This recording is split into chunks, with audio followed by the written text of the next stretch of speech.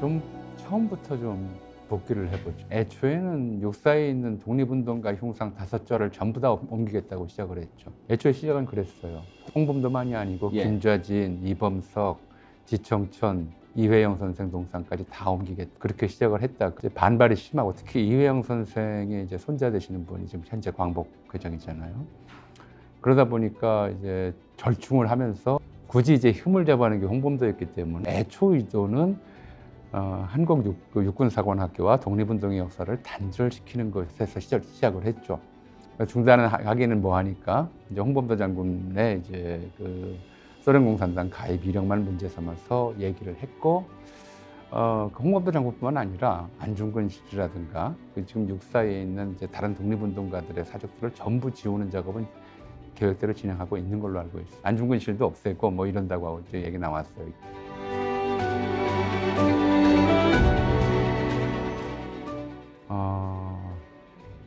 두 가지 가능성이 있죠.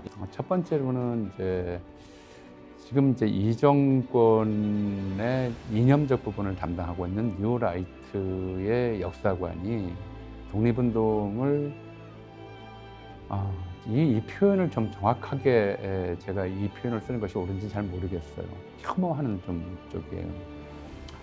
독립운동을 혐오한다고 하는 얘기는 뭐냐면 1990년대 사실 뉴라이트라고 하는 이제 이름은 2002년에 처음 출연을 했어요. 근데 왜 뉴라이트냐? 뉴라이트에 상대되는 개념이 뭐냐? 당연히 올드라이트겠죠. 근데 우리 사회에서는 올드라이트라는 말을 써본 적은 없어요. 예. 근데 왜 뉴라이트라고 사람들이 자기를 지칭했느냐면 그 이전까지 한국 사회를 이끌어왔다고 주장하는 이른바 이제 박정희 전두환 시대 군사 독재에 적극 협력하면서 한국 사회를 지배해왔던 사람들이 가지고 있었던 이념적 지향이 반공 하나밖에 없다. 근데 1991년도 소련과 이제 동유럽 사회주의 붕괴 이후에 반공이라고 하는 것이 얼마나 앞으로 시효가 더 있겠느냐. 반공만 가지고 사회를 이끌 수는 없다라고 판단한 사람들이, 일본의 사람들이 있었던 거죠. 근데 그렇게 판단한 사람들 중에 상당수는 그 이전에 이른바 사회주의 사상이나 아니면 좀 심하게는 주체 사상에까지 영향을 받았던 사람들이 많았단 말이에요.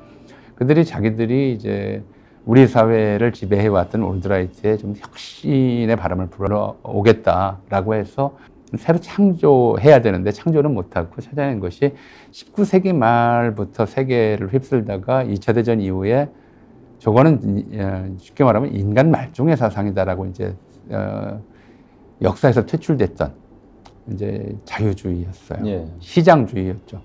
이 시장주의의 핵심은 뭐냐면 시장 경제의 확대 발전이 인류 역사 발전의 유일한 척도다라는 거였어요. 예. 그러니까 보통 이제 4가지로 요약하는데 시장 경제는 이제 어떤 도덕적 원칙에 간섭을 받아서는 안 된다. 경제 법칙과 도덕 법칙은 전혀 다른 영역이다라는 것이고 시장에 참가하는 사람은 오직 자기 이익만 추구하면 된다라는 것이고요. 이 시장에서 진행되는 법칙은 철저하게 처음부터 끝까지 유일하고도 최고의 법칙은 무한 경쟁이다라는 것이고 4번째 명제가 이 시장에 국가는 개입해서는 안 된다라는 거였어요. 자, 이렇게 정치라든가 도덕이라든가 이런 것들과 무관한 아주 속물적 유물론을 여기다가 집어넣은 건데 이렇게 보게 되면 시장주의에 위배되는 행동을 하는 사람들이 있어요. 이 독립운동가가 대표적인데 우리가 한번 좀 예를 들어보죠. 이런 얘기가 가능할지 뭐 가능할 거라고 저는 생각하는데 물에 빠진 사람을 보게 되면 제일 이제 적극적으로 행동하는 사람들은 위험을 무릅쓰고 물에 들어가서 구하려고 하는 사람들이 있을 거고요. 예. 자기가 위험하지 않은 범위에서 끈을 던져주든 뭘 하든 해서 구하려는 사람도 있을 거고요. 아니면 뭐 어떻게 하지는 못하지만 발을 동동 구르면서 저 사람 어떡하냐고 이렇게 안타까워하는 사람도 있을 거예요. 아니면 소리를 지르면서 누가 와서 이 사람 좀 구해주세요라는 사람도 있겠죠. 나쁜 사람으로 우리가 이제껏 인류가 형성해온 가치관에 보면 못 본 척 지나가는 사람도 있을 거고요. 더 심하게는 헤엄도 못 치면서 왜 물에 들어가서 저런 꼴을 당하냐고 비난하는 사람도 있을 거예요. 자, 우리가 좀 인류가 역사적으로 형성해 왔을 인간관의 이제 인간성의 표준형 또는 평균형이라고 하면 대략 2번과 3번 사이에 있을 거예요. 근데 오직 자기 이익에만 충실하면 된다고 하는 인간관을 갖는 사람들은 이 5번째나 4번째를 표준형으로 보는 거죠. 이걸 과거 사례에 비유해 보자면 첫 번째, 이제 자기에게 이익되는 것도 없으면서 위험에 빠진 사람들을 구하겠다고 나서는 사람들이 독립운동가들이었어요. 그리고 전 세계가 사실은 이런 사람들을 존경해야 된다. 그렇게 되지는 못하더라도, 자기가 그렇게 행동하지는 못하더라도 그런 사람들을 존경하고 그런 사람들을 본받아야 공동체가 공동체로 유지된다고 하는 철학을 가져왔던 거죠. 근데 이 뉴라이트가 집어넣은 이제 시장주의적 인간형은 이익이 안 되는데 저렇게 움직이는 사람들은 뭔가 잘못된 사상에 오염되었거나 정신적으로 문제가 있는 사람으로 보이는 거죠.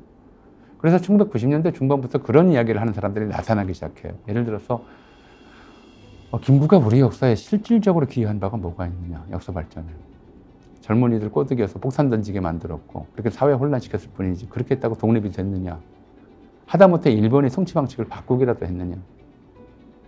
실제로 우리 역사의 발전에 기여한 바는 하나도 없다. 진짜 기여한 사람은 오히려 일본에 협력해서 학교 세우고 언론사 만들고 기업 만들어서 잘 운영하고 그 경험을 살려서 해방 이후에도 계속 이제 우리 사회의 경제 발전에 기초를 만들어 온 이런 친일파라고 부르는 사람들이 실제로는 우리 역사 발전에 기여한 사람들이다. 이런 논리를 만들어서 퍼뜨리기 시작했던 것이죠. 그 논리가 이명박 정권 때 이른바 돈이 최고다. 여러분 부자 되세요라고 하는 이런 이제 사회적 광풍을 타고서 상당히 많이 확산했어요. 그런 이제 사상을 가지고 있으면 독립운동이 혐오스러운 거예요. 그리고 독립운동이 혐오스러우면 당연히 이제 어떤 것으로 이어지냐면 그렇게 사람들이 자기의 현실적인 이익과 관계없이 어떤 정의 또는 가치, 공동체적 도덕률 이런 것들을 위해서 희생하고 헌신하는 모든 행위가 위선으로 보이고 혐오스럽게 보이는 거죠. 그래서 왜 하필이면 이제 계속 그런 얘기도 한단 말이에요. 이제 독립운동 혐오는 민주화운동 혐오로 이어지고 그리고 이제 광주민주항쟁 같은 경우에도 이게 뭐 북한군이 개입해서 일어난 일이지 시민들이 한 일이 아니다라는 식으로 이제 그렇게 역사적 사실을 자기의 철학의 이념에 꿰맞추게 되는 거죠. 그래서 첫 번째로는 바로 이런 이제 뉴라이트의 독립운동 혐오. 어떤 형태로든 이제 정의, 인류, 도덕률, 인류의 보편 가치 이런 것들을 위해서 자기를 희생하고 자기 이익을 심지어 홍범도 장군 같은 경우는 자기 가족까지 전부 희생한 분이란 말이에요. 이런 분들을 하찮게 여기는 거죠. 자기 이익을 위해서 충실했던 사람들을 본받아야 한다. 또 그런 사람들이 계속 늘어나면 늘어날수록 자기들의 정치적 기반도 단단해진다고 보는 거죠. 그래서 그런 그러니까 이런 뉴라이트 이념에서는 이제 이 독립운동 혐오라고 하는 것이 이제 일반적으로 나타나는 일들이 있고, 그리고 오히려 친일을 했던 사람들이 더 훌륭한 사람들이다.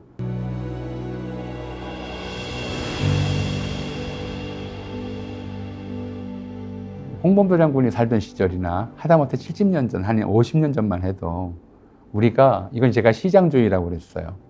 시장형 인간이라고 저는 봐요. 시장형 인간이란 뭐냐면 똑같은 사람이라도 예를 들어서 극장에서 모르는 사람과 앉아있을 때는 같이 공감하는 사람이 돼요.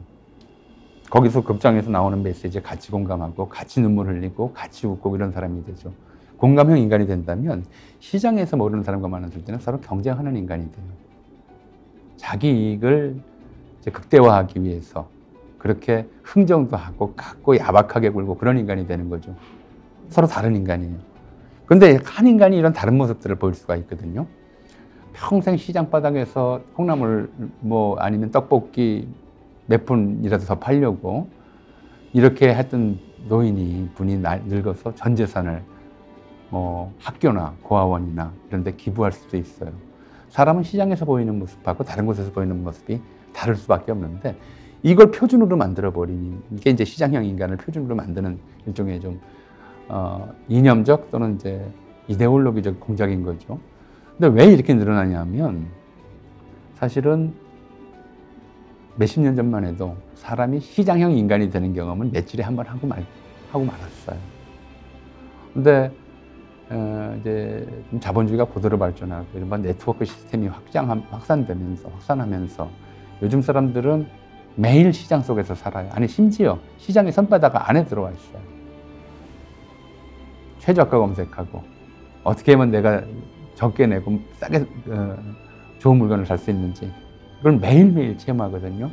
그러니까 저도 모르게 사람이 이제 이런 이제 시장이 넓어지고 있고 시장의 접속 기회가 늘어나고 있다는 사실을 자각하지 못하면 그런 상황들이 자기를 어떻게 변화시키고 있는지를 성찰하지 못하면 사람들은 아 그게 옳다라는 생각을 하게 돼요. 공동체적 가치나 도덕률을 뒤로 돌리게 되고 시장적 가치, 이익 극대화 이게 인간의 본성이다라고 착각하기 쉬운 거죠. 그리고 그런 상황 때문에 뉴라이트의 기반이 계속 저는 조금씩 확산하고 있다고 봐요. 예.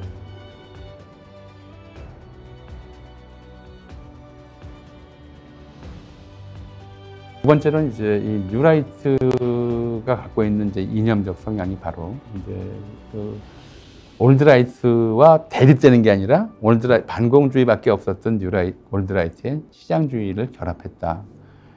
그래서 이 사람들은 민주화 운동이나 독립운동이나 이른바 사회 도덕성 회복 운동이나 이런 것들에 대한 관심이 없고 혐오해요. 거꾸로 늘 이제 강조하는 것이 산업화, 경제적 성장, 살만하게 됐다. 독재를 했어도 사람을 사법살인을 했어도 인권을 아무리 유린했어도 그것이 경제성장에 도움되는 길이었다면 그거는 역사 발전에 긍정적인 역할을 한 것이고 올바른 길이다라는 판단을 하고 있단 말이에요.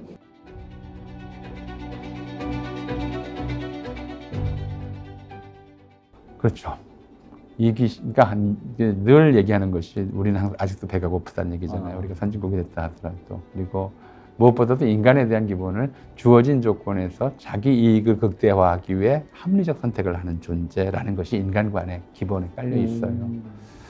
이렇게 보다 보니까 이기주의자들이 많을수록 자기들도 근데 사실은 시장은 그렇게 공정하지 않아요. 시장은 절대로 공정하지 않거든요. 소비자와 판매자가 다르고 대량 판매자와 소량 판매자가 다르죠. 근데 그걸 일종의 공정성이 작동하는 공간으로 이제 과도하게 설정을 하는 거죠. 시장만큼 공정한 데가 과연 어디 있느냐. 사기 싫으면 안 사면 그만이지. 이런 생각들을 하는 거란 말이에요. 그래서 대표적인 게 그런 발언이죠. 예를 들어서 우리가 이제 윤석열 대통령이 후보 시절에 없는 사람은 부정식품 이하라도 사 먹을 수 있게 해야 한다라든가 원하는 사람이 있으면 최저임금 이하로도 일할 수 있게 해야 한다든가 우리가 부정식품을 시장에서 팔면 안 된다. 최저임금을 이 정도는 줘야 된다라고 하는 약속을 정한 것은 시장이 인간의 기본권을 훼손해서는 안 된다는 거였거든요. 인간 다음에 최저선을 정해놓고 시장은 그 최저선을 만족시키는 그 토대 위에서 작동해야 된다는 것이 특히 2차 대전 이후에 또 케인즈주의 이후에 인류가 확인한 이제 사고방식이었어요. 확립한 사고방식이었죠. 근데 이 사람들은 19세기로 되돌아가는 거예요. 시장에서 거래가 된다면 그 자체가 팔기 싫으면 안 팔는 것만 아니냐. 사 먹기 싫으면 안 먹으면 그만 아니냐. 먹겠다는 사람이 있는데 왜 못 팔게 하느냐. 시장 자체의 자율성을 극대로 놔도 인정하는 거죠. 그리고 그 시장에서 문제가 생기면 그 다음에 이 문제가 생겨서 예컨대 부정식품 먹고 식중독에 걸렸거나 목숨을 잃는 사람이 있으면 그건 시장 안이 아니라 시장 밖에서 해결해주면 된다. 이런 거예요. 그러니까 이익은 사익 추구자들이 다 갖게 되고 그들이 이익 추구하는 과정에서 나타나는 사회적 혼란, 부조리, 아니면 이제 범죄적 행위들 이런 것들은 공공이 책임져야 된다라고 하는. 그러니까 기본적으로 민영화 논리도 같아요. 사익의 극대화, 손실의 공공화. 이익은 각각 시장 참여자들이 사유하고 만약에 어떤 손실 때문에 피해보는 사람이 있으면 그건 공공이 책임지면 된다는 식의 시장 만능론이거든요. 국가의 역할은 시장 안에 개입하는 것이 아니라 시장에서 낙오되거나 탈락한 사람들을 구제하는 데 국한하면 된다는 것이 이 시장주의자들의 사고방식인 거죠. 그래서 그런 것들 때문에 이제 첫 번째로는 아까 말씀드렸듯이 이제 독립운동 혐오다라고 말씀을 드렸고 두 번째로 이제 그런 이제 독립운동 혐오와 관련해서 다 철거하려고 했는데 이제 다른 분들에 대해서는 워낙 반대가 심하니까 두 번째가 이제 올드라이트와 결합한 반공주의였어요.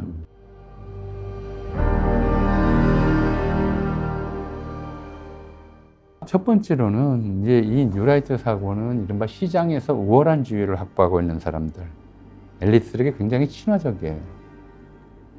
이를테면은 이제 부동산 투기로 돈을 번 사람들이 이건 부도덕한 방식이다. 아니면 이제 다른 사람들의 주거권을 침해해가면서 자기가 돈을 번 것이니까 이건 좀 부의 도덕성에 문제가 있다. 한국 사회뿐만 아니라 사실 전 세계적으로 좀 그런데 한국 사회는 유독 심해요. 특히 이제 부호 축적 과정에서 이른바 부동산 투기가 특별히 문제가 된 이유가 있어요. 우리가 해방됐을 때 전 세계의 이른바 자본주의 국가들 중에서 국유지가 제일 많은 나라였어요. 그럴 수밖에 없죠. 예. 일본인들이 가지고 있던 그렇죠. 토지가 어마어마하게 예. 많았고, 그리고 이제 동시에 이른바 이제 이시왕조, 예. 이왕직이라고 불렸던 조선시대 왕족들이 예. 가졌던 토지도 예. 굉장히 많았단 말이에요. 그런데 그게 해방 뒤에 불과 40-50년 만에 싹 다 사유지가 돼버렸죠.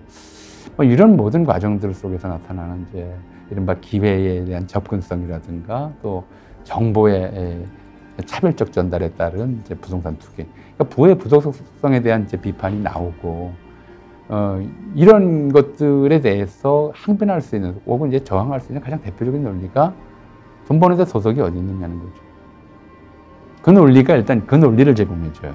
그래서 늘 이제 엘리트들에게 친화적이고, 그래서 이른바 우리 사회에 성공한 사람들은 이제 자기를 합리화하는데, 자기를 정당화하는데 이 논리가 유용하기 때문에 이제 정서적으로 끌리는 면이 첫 번째 예, 있어요. 예. 그러니까 이제 윤석열 대통령도 뭐 검사로서 제가 겪어본 바는 대부분 좀 그런 면들이 예, 많아요. 예. 이제 이런 것들이 있었을 거가 보지만, 근데 그분의 이제 언어 발화하는, 말 이야기하는 좀 그 태도라든가 사용하는 단어라든가 이런 것들을 보면 학습의 결과라고 생각되지는 않아요.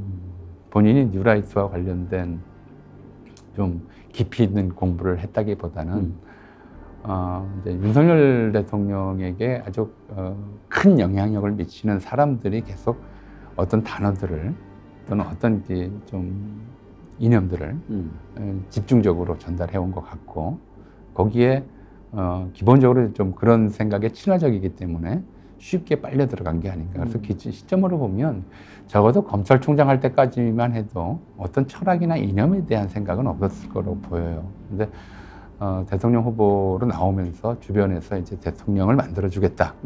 대통령다운 철학이라든가 대통령다운 이제 비전이라든가 이런 것들을 만들어야 되지 않겠느냐라고 하면서 붙은 사람들 중에 이런 뉴라이트적 세계관을 가진 사람이 많아다기보다는 거의 전부가 아니었나 싶을 정도.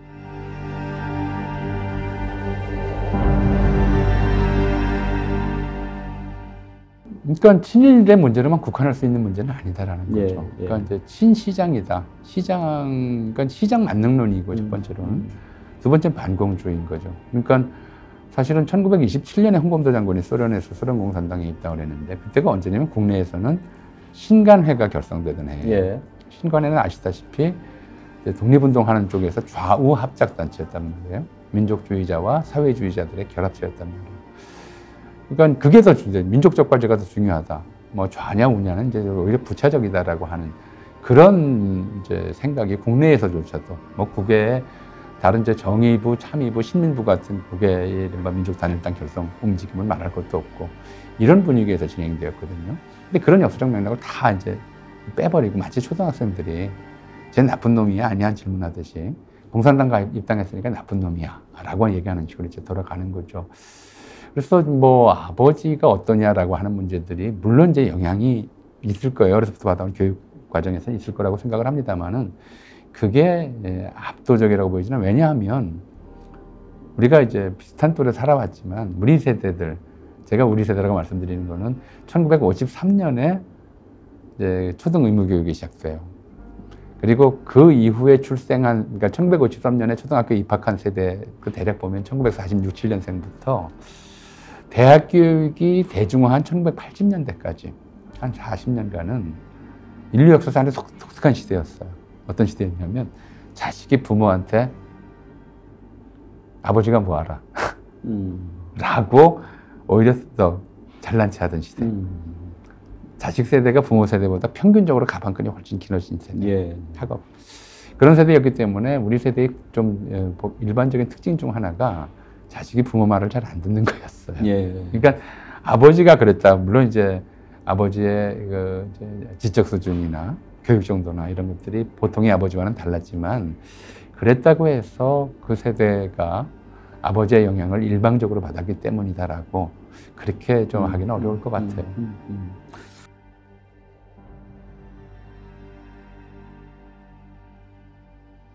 근데 지금 이제 문제는 국방부 장관도 그런 얘기를 했죠. 홍범도 장군이 독립운동가로서는 존경할 만하다. 그러나 육사의 정체성과는 맞지 않는다라는 거였어요. 예. 저는 이 대목에서 윤석열 대통령이 참 판단을 이상하게 했다는 생각을 하긴 해요. 육사의 정체성과 맞지 않는다 하면서 처음부터 시작했던 것이 이제 독립운동가들을 육사에서 지워버리려고 했던 거잖아요. 그러니까 이제 몇 가지 가능성은 있어요. 그러니까 육사뿐만 아니라 국군의 날이 지금 10월 1일이고 지난 이제 국군의 날을 맞아서 대규모적 퍼레이드를 오래간만에 했잖아요. 그 국군의 날을 10월 1일로 정한 것은 그날이 6.25 전쟁 중에 국군이 38선을 넘어서 북진하는 시작한 날이었거든요. 그날을 국군의 날로 정한 건 이제 이승만 전 대통령이었어요. 그리고 국군의 날로 정한 이유는 북진 통일이 우리 군의 과제다라고 이제 얘기할 때였죠. 그러니까 박정희 정권 때 7.4 남북 공동성명으로 자주평화민족대단결의 3대 원칙을 정하기 전까지는 북진 통일을 이제 기초로 삼았던 것이죠. 근데 지금 최근에 나타나는 윤석열 정권에서 나타나는 이제 좀 역사적 퇴행 그리고 이제 무모성을 좀 보면 다시 이승만 정권으로 되돌아가려고 하는 것 같아요. 북진 통일을 좀 생각을 하고 있는 것 같고. 그런 점에서 보자면 이제 문재인 정권에서 육사의 뿌리를 신흥 무관학교로 삼아야 하고 독립 전쟁의 영웅들을 육사의 모범으로 삼아야 한다고 그 차원에서 이제 육사 안에다가 이른바 한국 독립 전쟁의 영웅들 흉상을 갖다 놓고 뭐 안중근실이나 홍범도실이나 이런 거 만들어 놨던 거란 말이에요. 그리고 심지어 이제 국군의 날을 10월 1일에서 신흥 무관학교 창건일로 바꾸자라고 하는 논의도 있었던 것이죠. 그러니까 첫 번째로는 이제 문재인 정부 지우기가 너무 좀 극단적으로 치달아서 문재인 정부가 한 모든 일을 되돌리려고 하는 것이 첫 번째.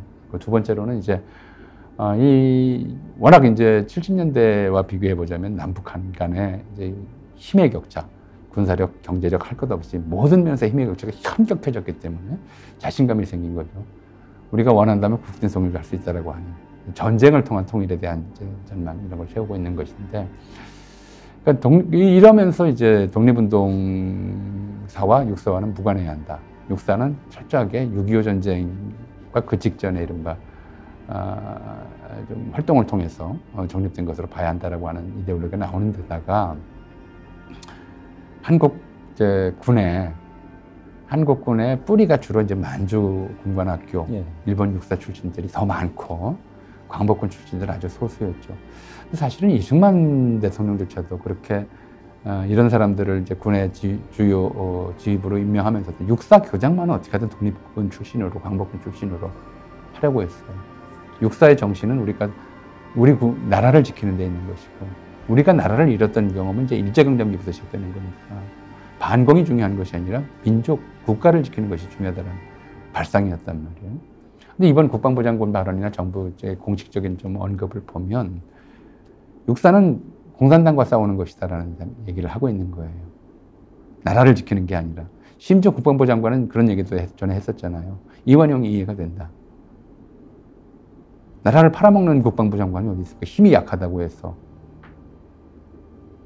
힘이 약해도 송범도처럼 맞서 싸운 사람들은 오히려 이제 경시하고 거기 나라를 팔아먹은 이완용을 이해하고 그 일본군의 부하가 돼서 졸병이 돼서 독립군을 학살했던 독립군에게 총을 겨눴던 그런 장군들을 존경하는 사람이 지금 국방부 장관이 돼 있는 거잖아요. 근데 그 정체성이 그런 거죠. 그래서 그런 정신인 것이고. 그러니까 두 번째는 반공인데 달리 말씀드리자면 그런데 홍범도 장관이 만약에 살아 돌아와서 지금의 북한 체제를 본다면 저게 공산주의냐라고 그럴 거예요. 또 하나는 우리가 정말 우리 군이 공산당과 싸우는 군대라면 우리 군의 첫 번째 가는 이제 주적은 중국이에요. 그렇잖아요. 공산당과 싸우는 가장 큰 공산주의 국가가 중국이니까 현재로서는 그런 발상 자체가 대단히 위험한 거죠. 지금의 이제 다극화한 세계에서 또 다양화한 세계에서는 정말 위험한 발상을 하고 있는 것이고. 그런데 세 번째 가능성을 우리가 이 윤석열 정권 들어와서는 항상 배제할 수가 없는 게 좀 비극이에요. 예. 세 번째.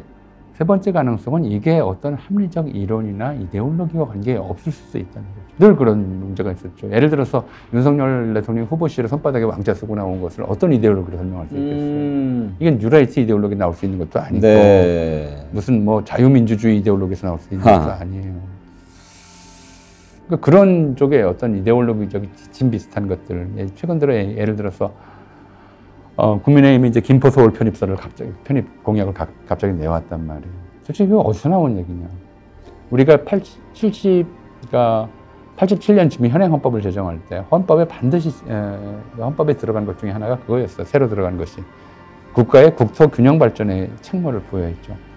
그리고 그걸 부여하며 했기 때문에 바로 그 직후에 이제 당선됐던 노태우 대통령이 200만 호 건설 주택 건설 공약을 냈을 때 200만 호면 뭐 1000만 명이 거의 이제 1000만 명이 들어가 살 수 있는 집이잖아요.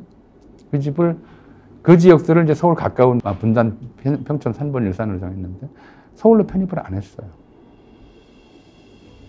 서울을 더 이상 확장하면 안 된다고 하는 것이 1987년 이래 지금까지 거의 뭐 이제 35년간 우리 국가의 약속이고 국가의 책무였단 말이에요. 근데 그런 이제 공약을 냈다고요. 왜 그랬을까? 저게 왜 어떤 필요성일까? 갑작스럽게.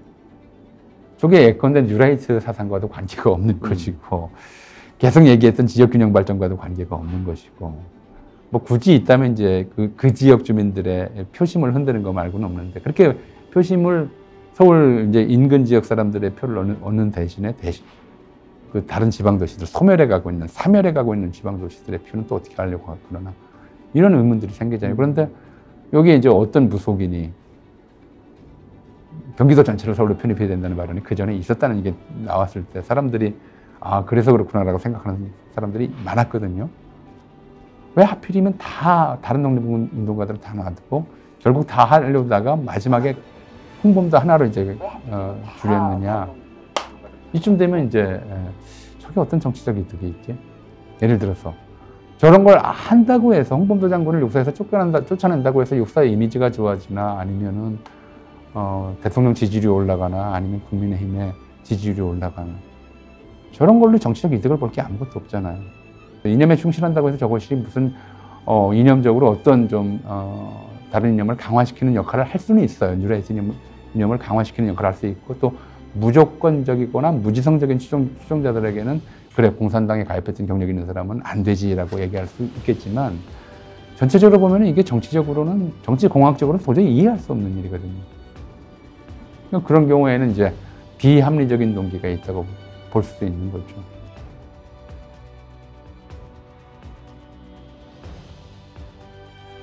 저는 그렇게 생각해요. 정말 홍범도 장군이 어떤 분인지 모른다면 이 방송 보시는 분들 중에서 스스로 한국인의 자격에 대해서 한 번 더 생각해 보셔야 될 것 같아요.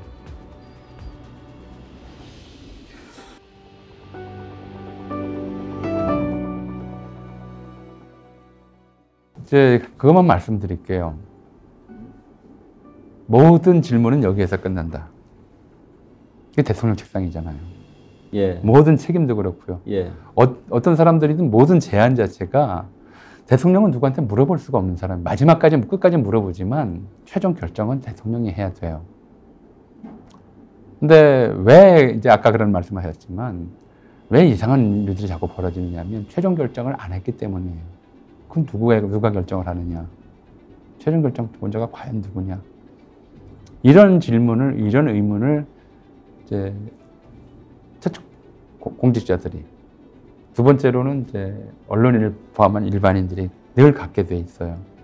사실은 이제 대통령이 철학적으로 견고하지 못하고 자기 정책에 대해서 확신을 갖지 못하고 이럴 때, 그러니까 자아가 좀 비어 있거나 철학이 빈곤할 때, 그럴 때 이제 신비주의에 의존하게 되는 거거든요.